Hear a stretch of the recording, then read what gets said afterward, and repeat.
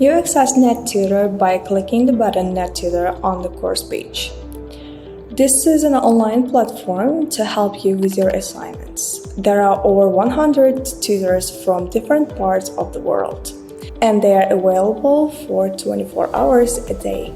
In order to use this platform, you should read and accept the user agreement. You need to tick here and submit this assignment.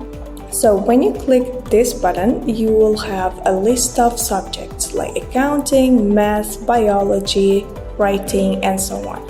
You choose the subject that you need, and you will have 3 different options.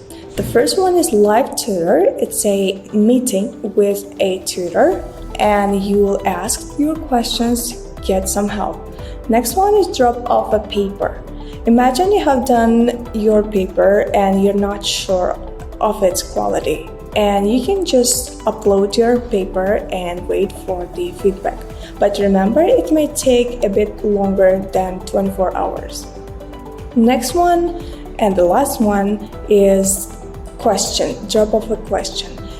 If you have a question, type your question here. Within 24 hours, you will receive the answer.